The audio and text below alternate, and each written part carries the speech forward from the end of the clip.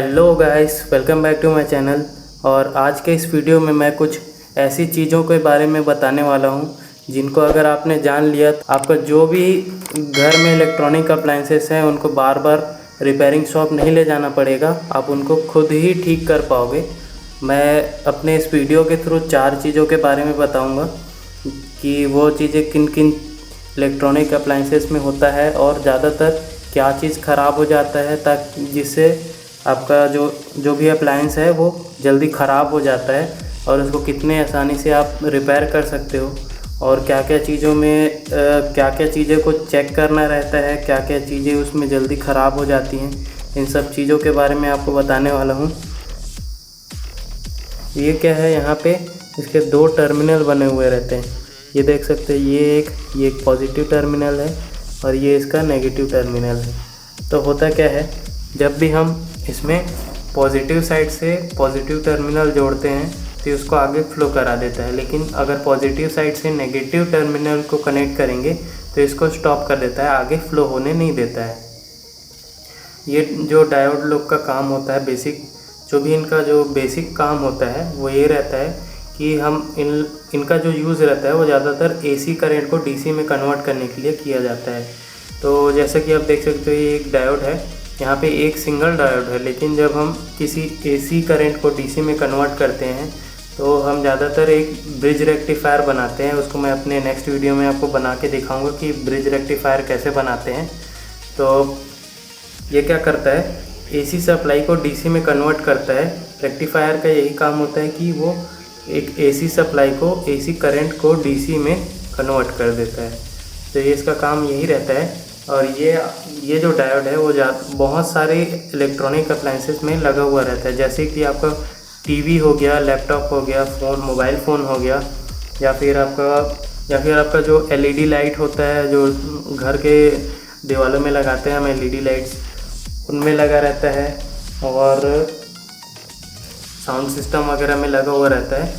तो अगर हम कभी भी किसी भी इलेक्ट्रॉनिक अप्लाइंसेस को ओपन करते हैं रिपेयर करने के टाइम, तो हमें सबसे पहले उसके सर्किट बोर्ड का डायोड को और पावर यूनिट को ही चेक करना रहता है कि वो जो उसका पावर जो इनपुट आ रहा है, जो हमारे घर से वो इनपुट ले रहा है पावर सप्लाई, वो सही से सर्किट बोर्ड में जा रहा है कि नहीं, हमें यही चेक करना रहता है पहले।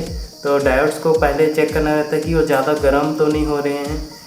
अगर गर्म हो रहा है मतलब कि वो ख़राब हो चुका है, उसमें से उसका जो टॉलरेंस रहता है, जो पावर टॉलरेंस रहता है, वो ख़त्म हो चुका है और वो जो पावर सप्लाई आ रहा है उसको कन्वर्ट नहीं कर पा रहा है। तो उसको क्या करना है, हमें उसको रिप्लेस करना है। फिर हमारा जो भी अप्लायंस है, जो भी इलेक्ट्रॉनिक अप्लायंस है, वो वर्क करने लग जाता है। तो ये हो गया डायोड का। अब मैं आपको रेजिस्टेंस का बताता हूँ। तो ये एक छोटा सा रेजिस्टेंस, इसमें आप देख सकते हो काफ़ी सारे कलर बैंड बने हुए हैं। मैं आपको ऊपर में बता दूंगा कि कौन कौन सा कलर का क्या क्या वैल्यू रहता है। अगर हमें ओम कैलकुलेट करना है कि ये रेजिस्टेंस कितने ओम का है, तो उसका कैलकुलेशन मैं आपको बता दूंगा साइड में। यहाँ आप देख सकते हो, ये ऊपर में आपको कैलकुलेशन दिखा देता हूँ। तो यहाँ पे आपको दिखा देता हूँ कि ये कैसे कैलकुलेट करते हैं, कौन कौन से कलर का क्या क्या वैल्यू रहता है, क्या क्या नंबर रहता है। तो इसका क्या काम रहता है रेजिस्टेंस का। रेजिस्टेंस अपने नाम से ही अपना डेफिनेशन दे देता है कि रेजिस्टेंस मतलब अपोज करना, मतलब रोकना। तो ये क्या करता है, अब ये क्या है, इलेक्ट्रॉनिक कंपोनेंट है, तो ये पावर सप्लाई को अपोज करता है, मतलब कि रोकता है। तो हमें क्या रहता है, हमारा जो सर्किट बोर्ड रहता है उसमें काफ़ी जगह अलग अलग पावर सप्लाई चाहिए रहता है, मतलब हर जगह अलग अलग वैल्यू का पावर सप्लाई चाहिए रहता है। तो ये क्या करता है, हर कंपोनेंट को अलग अलग डिस्ट्रीब्यूट करने के लिए हम क्या है, अलग अलग पावर सप्लाई दे नहीं सकते, इसलिए रेजिस्टेंस का यूज़ किया जाता है। जो कि ये क्या करता है, हमें जहाँ पे जिस जगह में जितना पावर सप्लाई चाहिए वो उतना ही उसको सप्लाई करता है, मतलब कि एक्स्ट्रा पावर उसको नहीं देता है। तब जाके हमारा जो भी कंपोनेंट है, जो भी सर्किट बोर्ड है, वो अच्छे से वर्क कर पाता है। तब क्या है, ये रेजिस्टेंस का सिर्फ यही काम है कि वो पावर सप्लाई को लो करता है, मतलब कि हमें जितना चाहिए उतना ही प्रोवाइड करता है। अब जितना चाहिए उतना ही, मतलब जितना उसका वैल्यू है, हमें जितने वैल्यू का पावर सप्लाई इनपुट में चाहिए, तो हमें रेजिस्टेंस को भी उसी टाइप का मतलब उतने ही ओम का लगाना पड़ता है। तो मैं आपको कैलकुलेशन बता दूंगा कि कहाँ पे कितना लगाना रहता है। तो ये है हमारा रेजिस्टेंस। अब आपको मैं ट्रांजिस्टर दिखा देता हूँ। तो ये है हमारा ट्रांजिस्टर। यहाँ पे आप देख सकते हैं इसके 3 पैर बने हुए हैं।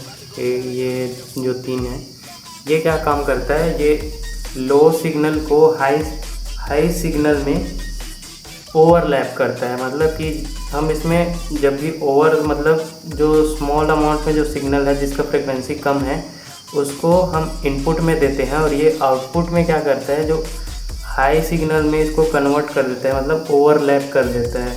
जो लो सिग्नल रहता है उसको हायर सिग्नल में ओवरलैप कर देता है। तो हमें क्या रहता है, आउटपुट में ज़्यादा फ्रीक्वेंसी वाला सिग्नल मिल पाता है। तो ट्रांजिस्टर का ये काम रहता है कि ट्रांजिस्टर का एक बेसिक डेफिनेशन होता है, आपने पढ़ा भी होगा। ट्रांजिस्टर मतलब ट्रांसफ़र ऑफ रेजिस्टेंस, मतलब हर जगह अलग अलग रेजिस्टेंस को ट्रांसफ़र करता है। तो ये क्या, अब ये है एक ट्रांजिस्टर। अब ये कहाँ कहाँ ख़राब हो सकता है, आपको कहाँ अगर कुछ इलेक्ट्रॉनिक अप्लायंसेस आप बना रहे हो तो कहाँ पे आपको पहले इसको चेक करना होगा। तो क्या रहता है, जब हमारा जो इंडक्शन कुकर रहता है जिसमें हम खाना पकाते हैं, तो क्या रहता है वो भी काफ़ी गर्म होता है। तो उसमें ओवर हीटिंग के कारण ये जो इसके अंदर जो डायोड बने हुए रहते हैं, जो भी इसके अंदर सर्किट बना हुआ रहता है, वो ओवर हीट के कारण एक दूसरे से मतलब शॉर्ट सर्किट हो जाता है। तो ये क्या हो जाता है, ये भी ख़राब हो जाता है। तो पहले हमें क्या करना है, जब भी हम इंडक्शन कुकर को ओपन करते हैं तो हमें इसी चीज़ को मतलब ये जो ट्रांजिस्टर है इसको पहले चेक करना है कि ये ओवर हीट तो नहीं हो रहा है, और अगर हो रहा है तो हमें तुरंत पावर सप्लाई को ऑफ़ करना है। फिर इसको मल्टीमीटर से इसका वैल्यू चेक करना है, और चेक करने के बाद अगर वैल्यू सही आता है तो हमें फिर पावर यूनिट को चेक करना होगा, जो कि हमारा पावर इनपुट आ रहा है उसको। और अगर सब सही है तो मतलब कि आपका ट्रांजिस्टर ही ख़राब है। अगर ओवर हीट हो रहा है मतलब ट्रांजिस्टर ख़राब है आपका। तो आपको क्या करना है, ट्रांजिस्टर को रिप्लेस कर देना है और आपको जो इंडक्शन कुकर है वो वर्क करने लग जाएगा। तो ये हो गया ट्रांजिस्टर का। अब एक चीज़ मैं आपको दिखाने वाला हूँ जो काफ़ी कॉमन सा है, आप उसको जानते भी हैं। वो हर जगह बहुत सारी इलेक्ट्रॉनिक अप्लायंसेस में यूज़ किया जाता है और ये यूज़ करना बहुत ज़रूरी भी होता है। तो ये है एक फ्यूज़ मतलब कि आप जानते हैं कि हर जो इलेक्ट्रॉनिक अप्लायंसेस है उसमें क्या रहता है, ओवरलोड का खतरा हमेशा रहता है। तो उसमें एक फ्यूज़ लगाया जाता है। फ्यूज़ का क्या काम रहता है, जब भी किसी सर्किट बोर्ड में या किसी अप्लायंस में ज़्यादा पावर सप्लाई आता है तो यहाँ पे एक वायर रहता है अंदर में, वो जल जाता है, मतलब वो बर्न हो जाता है, उसमें रेजिस्टेंस बढ़ जाता है। तो हीट के कारण वो बर्न हो जाता है, और हमारा जो सर्किट बोर्ड रहता है जो इससे पैरेलल में कनेक्टेड रहता है वो शॉर्ट सर्किट होने से बच जाता है। तो फ्यूज़ का बहुत बड़ा रोल रहता है किसी भी सर्किट बोर्ड में। तो ये क्या रहता है, हमारे जो सर्किट बोर्ड है उसको ओवरलोड से या ओवर इनपुट सप्लाई से बचाता है। ये इसका मेन काम है, और ये इसीलिए यूज़ किया जाता है किसी भी सर्किट बोर्ड में।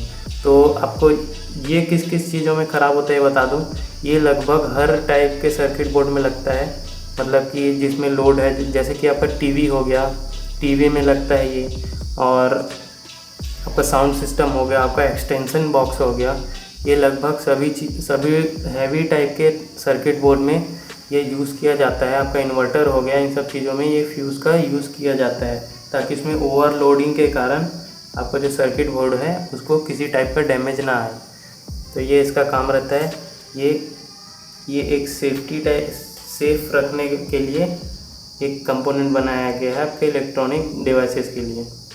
तो ये था इसका काम। अब मैं आप लोगों को ये जो मैंने 4 चीज़ों के बारे में बताया, इनका एक स्लोमो वीडियो दिखाऊंगा कि ये जब बर्न होते हैं, ये जब ब्लास्ट होते हैं तो कैसा देखने को मिलता है, कौन कौन सा चीज़ कितना डेंजरस रहता है, कौन सा चीज़ कैसे टाइप का बर्न होता है, और जिसको आप देख के आपको पता चल जाएगा कि ये जो इलेक्ट्रॉनिक अप्लायंसेस हैं वो कितने ज़्यादा डेंजरस हैं। इनसे बिना कंप्लीट नॉलेज के आपको कुछ भी इसमें चेंजेस नहीं करने चाहिए। तो आपको मैं स्लोमो दिखा देता हूँ, जिससे आपको अच्छे से समझ आ जाएगा। तो चलिए फिर आगे।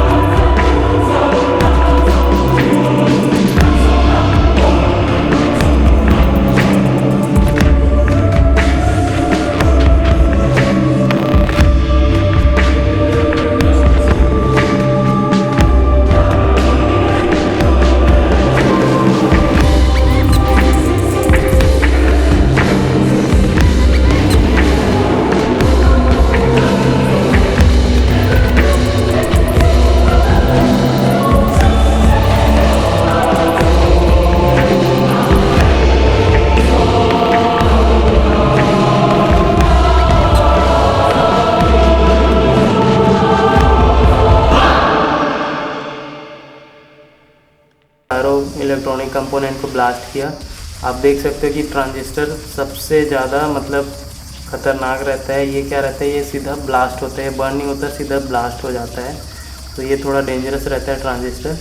बाकी चीज़ें हैं, बाकी जो ट्रांजिस्टर के अलावा जो भी मैं दिखाया, रेजिस्टेंस और डायोड फ्यूज़ वगैरह, ये सब क्या रहता है, ये थोड़ा सा मतलब कम लॉस कर सकता है, मतलब कम डेंजर है इसमें। तो आपको जो ट्रांजिस्टर है वो सबसे ज़्यादा डेंजरस रहता है, तो इससे आपको सेफ़ रखना है अपने आप को। जब भी आप ओपन करें किसी भी सर्किट बोर्ड को, तो ट्रांजिस्टर का हमेशा ध्यान रखें कि वो ज़्यादा गर्म तो नहीं हो रहा है। तो इन सब चीज़ों का ध्यान रखें, और सर्किट बोर्ड कभी भी ओपन करें तो हमेशा कंप्लीट नॉलेज होने के बाद ही ओपन करते हैं सर्किट बोर्ड को। तो ये चीज़ें आप, अगर आपको कंप्लीट नॉलेज है तभी आप ट्राई करना, वरना बिल्कुल भी ना करना। तो चलिए फिर आज के इस वीडियो को ख़त्म करते हैं, मिलते हैं अगले वीडियो में। मैं आपको दिखाऊंगा कि एक ब्रिज रेक्टिफायर कैसे बनाते हैं, और आपको कुछ भी डाउट है इस वीडियो में तो प्लीज़ कमेंट बॉक्स में कमेंट करके पूछना। और अगर आप मेरे वीडियो को पहली बार देख रहे हो तो प्लीज़ चैनल को सब्सक्राइब कर देना, और अगर वीडियो अच्छा लगा तो लाइक भी कर देना। तब तक के लिए गुड बाय।